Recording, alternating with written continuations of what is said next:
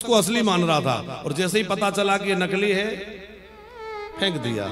उसी प्रकार हम संसार के विषय और भोगों की ओर तब तक ही भाग रहे हैं जब तक इनको असली मान रहे हैं। जिस दिन ये पता चल जाएगा ये नकली है तो छोड़ना नहीं पड़ेगा, सब अपने आप छूट जाएगा, अपने आप उससे मोह भंग हो जाएगा।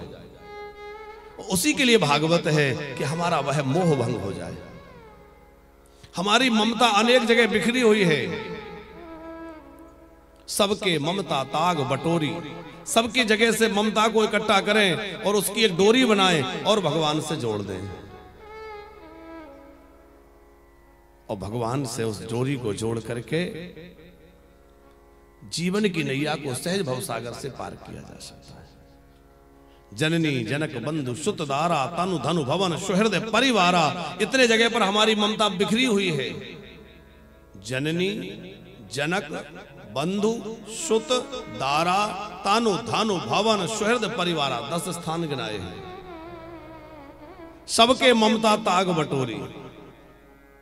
हम लोग साधन तो कर रहे हैं, भागवत भी सुनते हैं, नाम जप भी करते हैं, कीर्तन भी करते हैं, तीर्थ यात्राएं भी करते हैं, पर जैसा लाभ होना चाहिए यदि वैसा लाभ नजर नहीं आता है तो क्या माना जाएगा? साधन करने में कहीं ना कहीं चूक हो रही है, सावधानी की आवश्यकता है। हम इस भवसागर को पार करने के लिए वह प्रयत्न तो कर रहे हैं, पर हमारी नौका आगे नहीं बढ़ रही है। अच्छा, आगे नहीं बढ़ रही है कैसे समझ में आए? आप नदी के एक तट से चले और अगले तट तक जाना है तो क्या होगा?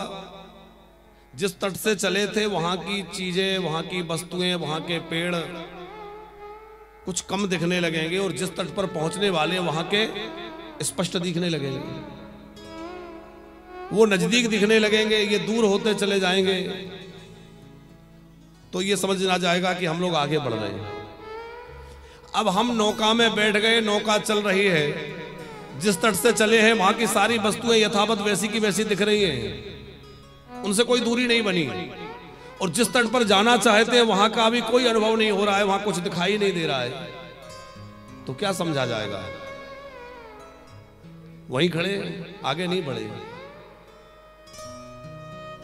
हम लोग भी संसार के तट से चल करके और भगवान के तट तक जाना है, उसके लिए हम लोग ये नौका चला रहे हैं, ये प्रयत्न हो रहा है। अब हमें उस तट का कोई अनुभव नहीं हो रहा है, ना भगवान का कोई अनुभव हो रहा है, ना उनकी लीलाओं का कोई अनुभव हो रहा है, ना उनके दर्शन का कोई अनुभव हो रहा है, ना हमें स्वप्न में कोई दर्शन अनुभव हो रहा है। वहां उस तट का कोई अनुभव नहीं लग रहा है।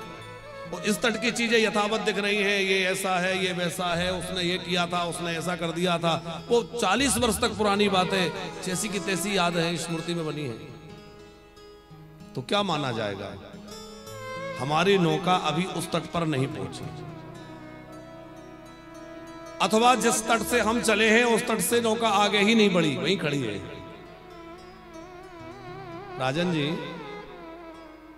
आज तो हम आपका नाम याद करके आए, हाँ कल भूल रहे थे, क्योंकि हमारे एक बहुत अच्छे कथावाचक भी हमारे मित्र हैं, उनका नाम भी राजन जी। तो